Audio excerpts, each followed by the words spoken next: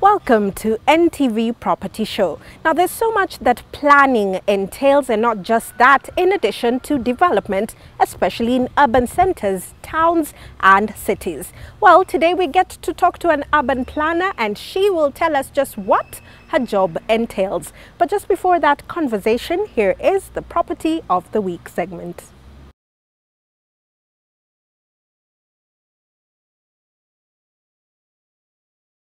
Set on a sprawling 5 acres of scenic setting along Mombasa Road, 5 kilometers from Mlolongo town, stands Sheshe Gardens. The name is derived from Swahili, meaning beautiful, and true to its word, Sheshe is a prestigious gated community of superlatively designed 2- and 3-bedroom apartments. Phase 1 of this project consists of 52-bedroom apartments with a master en suite. It has a plinth area of 91.7 square meters and is priced at 5.5 million. Another 50 units are the 3-bedroom master en suite apartments priced at 8.5 million with a plinth area of 143 square meters. The development comprises of only 10 blocks of 10 units each, spread spaciously over the 5-acre piece of land. It is approximately 5 kilometers from the JKIA and 15 kilometers from the city centre.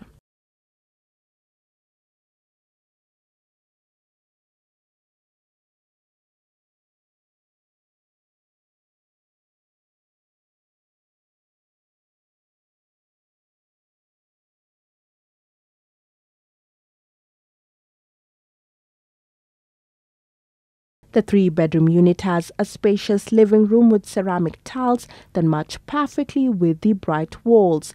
It is spacious with the walls fitted with half-moonlight fixtures and are adorned with ample sockets and TV ports.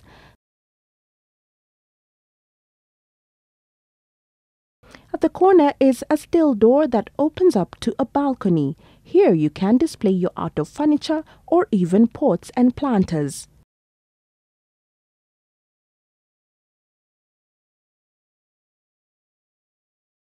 Exhibiting matching beige and brown wall and floor tiles is the guest cloakroom. A wash sink is also provided.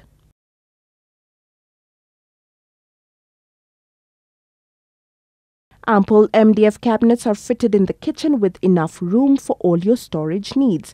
There is enough space for a 6-cooker burner. In addition, there are sockets in place for all your electric kitchen appliances. Right outside the kitchen is the laundry place. It has a water tap and sockets for those who may want to use a washing machine. The corridor leads to the rooms. A cabinet is on the right with the water heater and blockboard shelving for storage.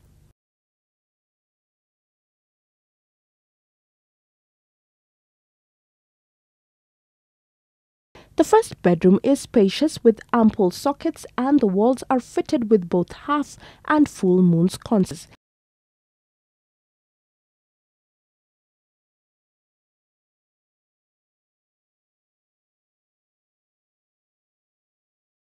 The wall paint can be accessorized by wallpaper, and here you have the option of changing it to just about anything depending on your taste and the purpose of the room. Ample floor-to-ceiling MDF wardrobes allow you to put away your clothes neatly. With more space is the second bedroom, whose large windows bring in maximum natural light. The signature floor-to-ceiling wardrobes are in check, as well as sockets and TV ports.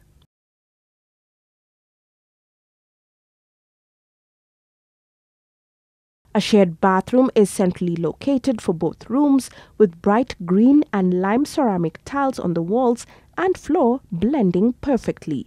Still fixtures include a tissue holder and towel rails. Similar to the second room is the master bedroom, which is en suite. At the corner is the dresser with MDF cabinets and pull-out drawers.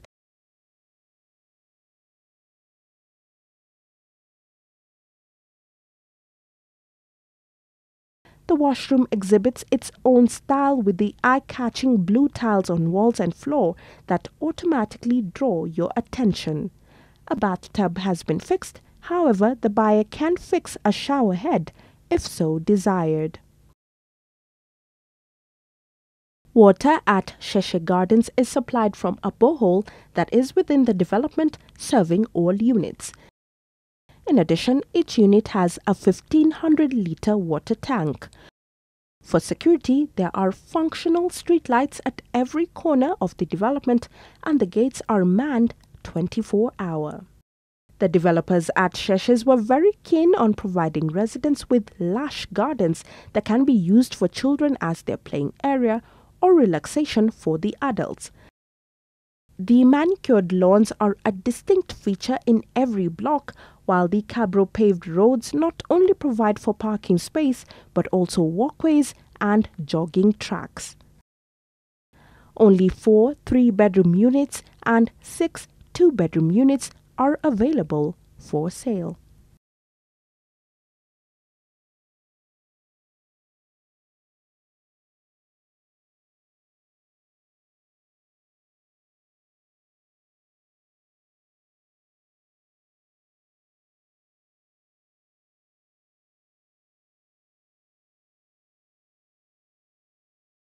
How do you determine the best wood for your furniture, and what are some of the factors to consider when doing this? We'll tell you all about that in our Property Essential segment.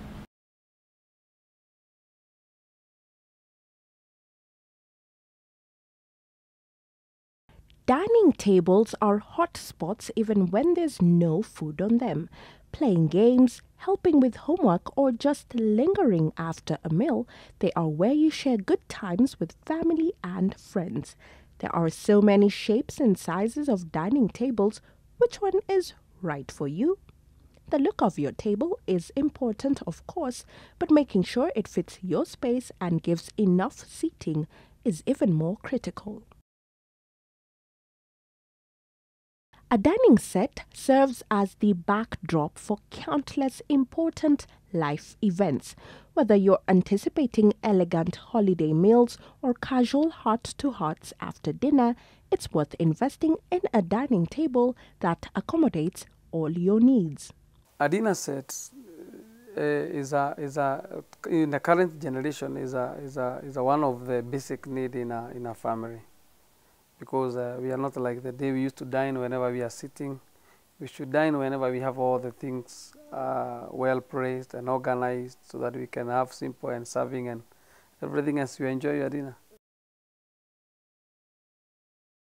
The shape of your dining room will dictate what shape of table you should shop for. For instance, a rectangular or oval table is likely to be best in a rectangular space. We do advise customers, because you find someone has got a square space that can suit very well with a round dinner table. But you find someone who has got a squeezed space that round dinner table cannot do very well. So we advise them to go for either oval or rectangle. There are some people who will say that they don't have the spaces, but you find they have a squeezed house and a small kitchen. But some of them we do advise them to go for the breakfast table, which is a small table next to the kitchen, and it's also do very well. Once you've decided on the shape, you need to choose the size of the table that fits both your room and your lifestyle. If you plan to frequently host large parties, you'll probably opt for the largest table option for your room. On the other hand, if you prefer more intimate gatherings and smaller family dinners, a smaller table may be a better fit. Most often, people tend to think about chairs, lighting, and maybe even the area rug after committing to a table. Don't make this cardinal error that pretty much paints you into a corner. Try out the table along with the chairs you fancy before buying it.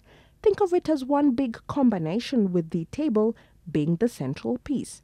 You don't want to put yourself in a place where you will bring home a boring chandelier or dining room chairs that you're not really comfortable with just because they go along with the table you already have. You just choose the choice of a kind of a table you want. If it's a rectangular table, you just look what kind of a chair it can go out with. You cannot take a square table, then you go with the round chairs. It won't do very well. But anyway, so many of our dining tables can suit in so many different kinds of chairs. So you cannot be restricted to go specifically for that. You can also change it whenever you want. The modern home is all about a wonderful amalgamation of several different styles, trends, textures and shapes. Add to this the popularity of the open floor plan, and the conventional dining room seems like a thing of the past. Worry not though, as adding decor puts everything into perspective.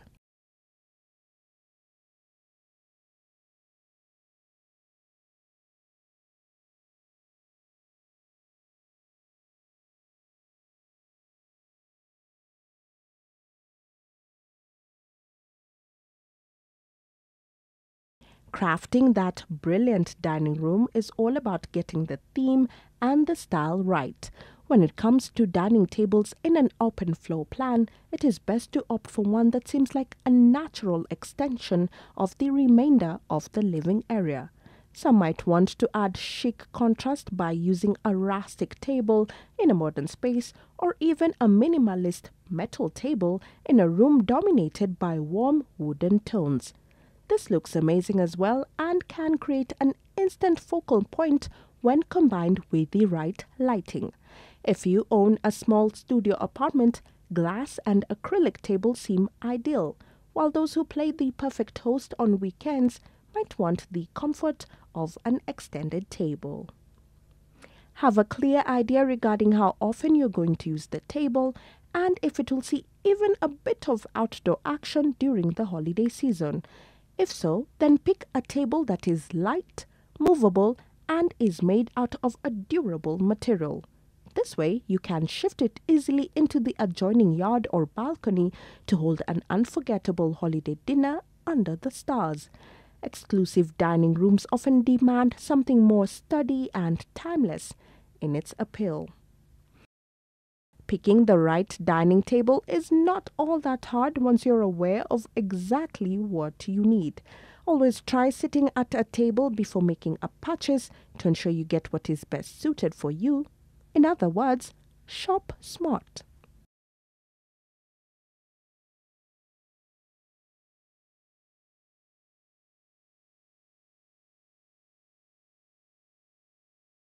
In a short while, we'll be talking about urban planning and development. Get to hear it from a lady's perspective. But just before that, here is a quick commercial break. We'll be right back.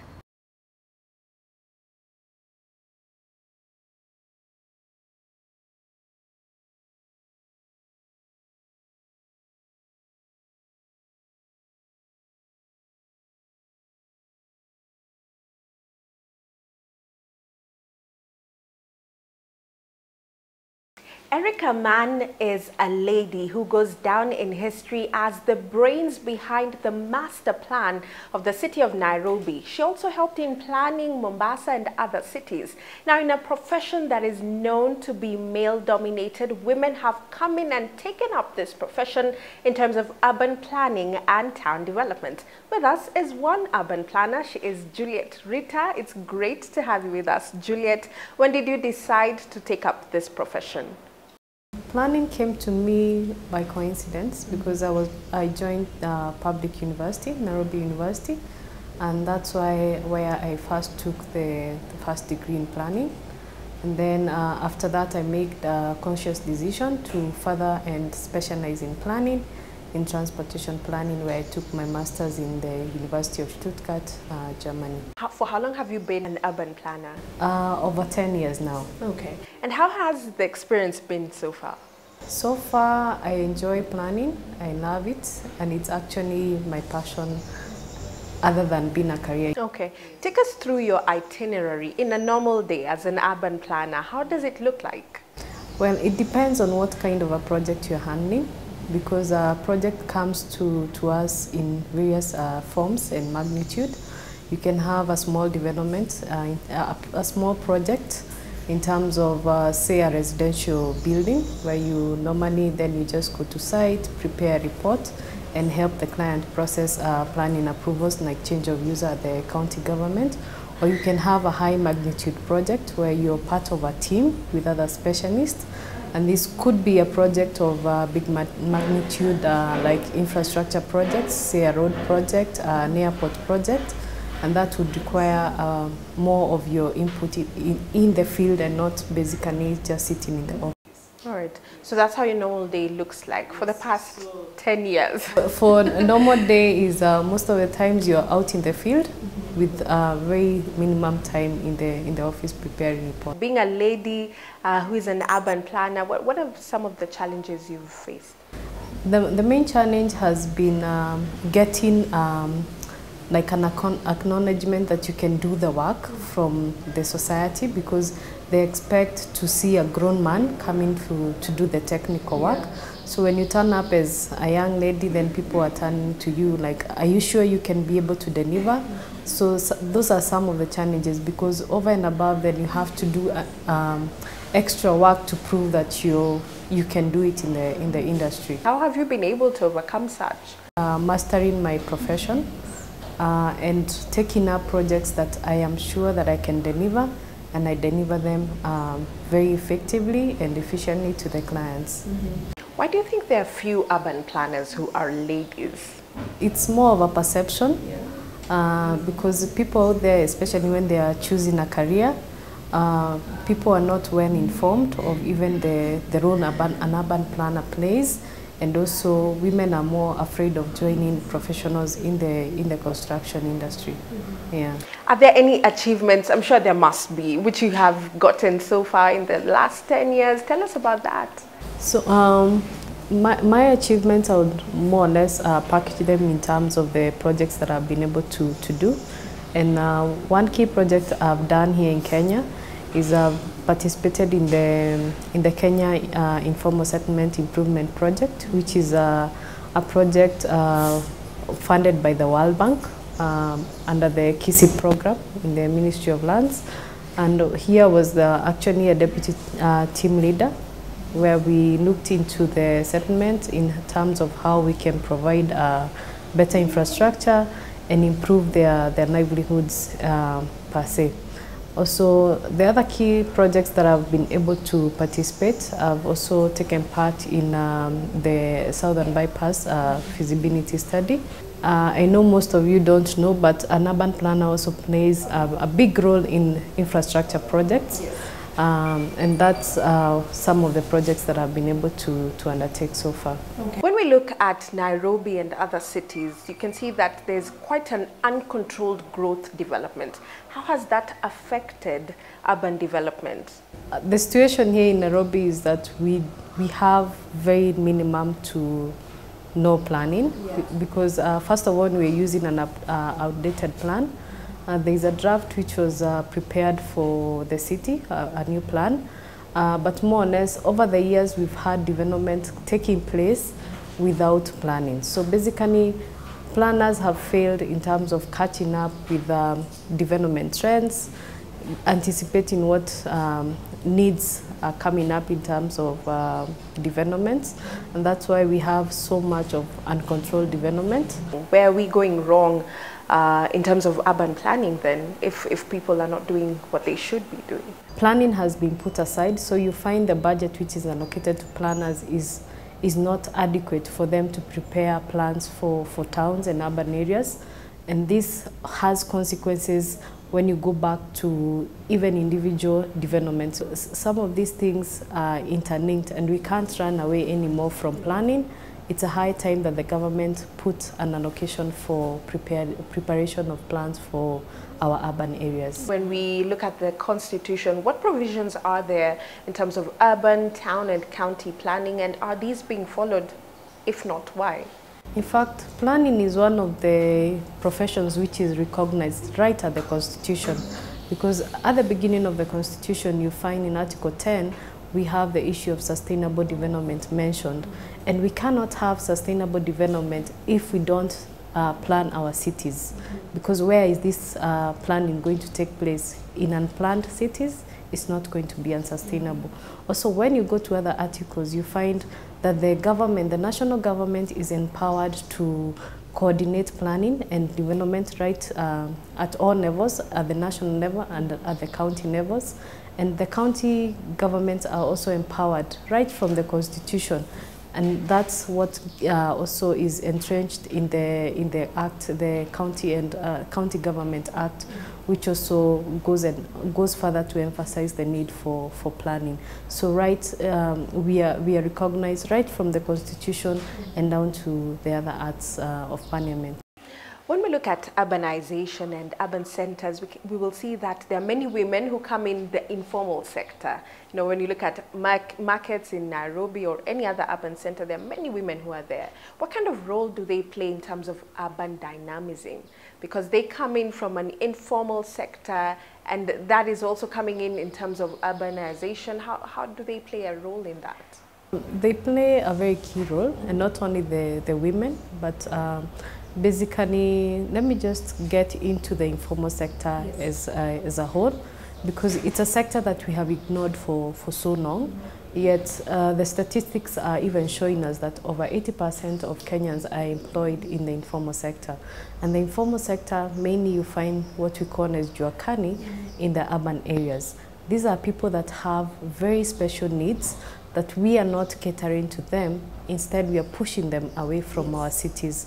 So I would say it's a high time as planners and as well as other professionals and the county government that we took an interest in the informal sector and see how we can integrate these people into the urban fabric and intermarry them into our economy, because they are playing a very key, significant role in terms of generating employment and jobs, and this is the future of Kenya, basically. Do you feel that there is so much influence in terms of bringing in revitalization in city centers, and then we seemingly forget the local communities? We're trying to bring in foreign business, foreign investors, but then what happens to the local communities? What can you say about that? So you can look at it as both an opportunity and also as a challenge, because some of these foreign investors, we've had a provision in the budget which was made recently, and it provides basically incentives for them to come and set up their industries and manufacturing plants in Kenya. The aim of the government when they are doing this is to create employment. But the way I look at it in terms of an opportunity also for the local community is how the local community can take up the role, the opportunities which are coming up with the foreign investors. If you can work with an international company, well and good. You may have a resource that they're looking for in terms of land, in terms of man labor, and that's also one of the areas that us as planners, we can inform you as a local person. Maybe you have land that you're looking at ways of investing. You don't have to put up flats. You can actually lease out your land or get into partnership with a company that is looking for setup here in the country. So there are lots of opportunities. It's just the way you probably It's the way you look at it. All right. Yeah. Tell us how climate change affects urban development. When it rains or in terms of drainage, tell us about that, and what are urban planners doing to curb that? As planners, we come up with the plans for the city. We guide the development. When you look at how you position your buildings, what kind of buildings that you have, planners actually have a lot of power. We can dictate even if you have flat roofs, or whether you require to leave a way for drainage of water. We also can dictate even the colors of your buildings and how high your buildings can go. So we can have a very significant role to play in terms of climate change control and basically management of climate change. Okay, does urban governance support that in this country? It's a challenge for us planners when you're working out there, because in as much as you have these very good ideas, the urban governance as it is controlled mainly by politicians. We are looking at a scenario that you have to send your concept to the MCAs, you have to send your concept to the governor. And yet you have an upper hand. Yes. You know what is needed. so it's a challenge because you're dealing with people who are looking at the immediate gains and not the long-term gains that you'll get in 20, 25 years to come. Yeah. So then moving forward, what are we expecting in terms of urban planning, in terms of town development? The population is growing, so we're not becoming fewer, we're actually becoming more. What should we expect? In terms of moving forward with urban planning, we have a great opportunity. It's yet another term that we are going to have elections, new people in government. We are seeing a lot of changes in the county governments which have been empowered immensely to undertake planning.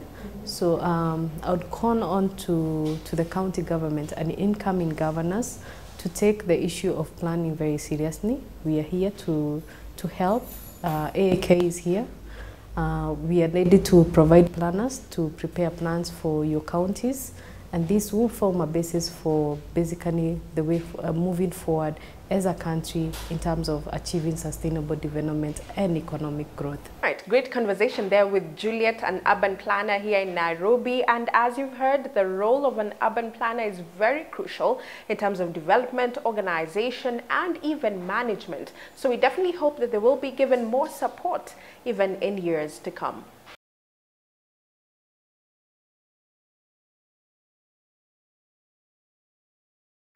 It's on that note where we end today's show. Thank you so much for keeping us company. Remember, if you have ideas of topics that you would like us to cover, tell us on our social media platforms, NTV Property Show on Instagram, Facebook, and Twitter. Until next Sunday, take care and God bless.